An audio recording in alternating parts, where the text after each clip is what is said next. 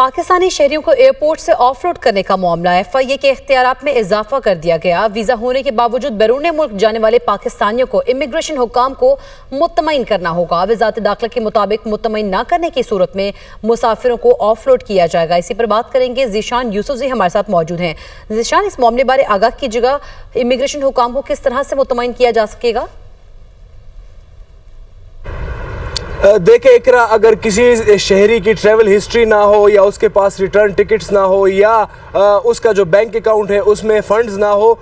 تو یہ چیزیں ہیں، یہ کرائٹیریا رکھا گیا ہے امیگریشن حکام کو اور FIA حکام کو جو ہے اسپیشلی FIA کو مزید با اختیار بنایا گیا ہے کہ وہ لوگوں کو آف لوڈ کر سکتے ہیں۔ اس کے علاوہ امیگریشن حکام کو بھی جو ہے انہوں نے بھی سختی شروع کی ہے۔ وزارت داخلہ کا کہنا ہے کہ اس کی بنیادی وجوہات یہ ہے کہ پاکستانی شہری جو ہے وہ سینیگال یا بینکاک یا اس طرح کے ممالک کا ویزا لیتے ہیں اور پھر وہاں چلے جاتے ہیں اور وہاں سے ڈنکی لگا کر غیر قانونی طور پر یورپ یا امریکہ جاتے ہیں، جس سے پاکستان کی بدنامی ہوتی ہے اور زیادہ تر لوگ جو ہے وہ پھر کشتی حادثات میں ان کی جانیں چلی جاتی ہے۔ تو اس لیے یہ اقدامات کیے گئے ہیں اور وزارت داخلہ حکام نے یہ بتایا کہ جب سے ہم نے سختی شروع کی ہے تو رواں سال جنوری سے لے کر اب تک 3 کشتی کے واقعات ہو چکے ہیں، لیکن اس میں پاکستانی شہری موجود نہیں تھے۔ تو انہوں نے کہا کہ مزید بھی سختیاں بڑھے گی اور اس کے ساتھ ساتھ جو امیگریشن حکام ہے وہ بھی ایئرپورٹ پر جتنے لوگ جا رہے ہوتے ہیں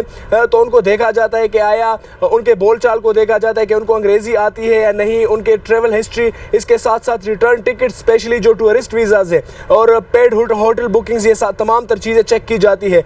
وزارت داخلہ حکام نے بتایا کہ FIA کو بااختیار بنانے کے ساتھ ساتھ لوگ ان معاملات کو عدالت میں لے کر جا رہے ہیں، لیکن عدالتوں میں بھی یہ کیسز ہم لڑ رہے ہیں۔ اس کی وجہ یہ ہے کہ پاکستانی پاسپورٹ کا جو دنیا میں ریٹنگ ہے، ایک تو وہ وجہ ہے، دوسری بات یہ ہے کہ دیگر ممالک میں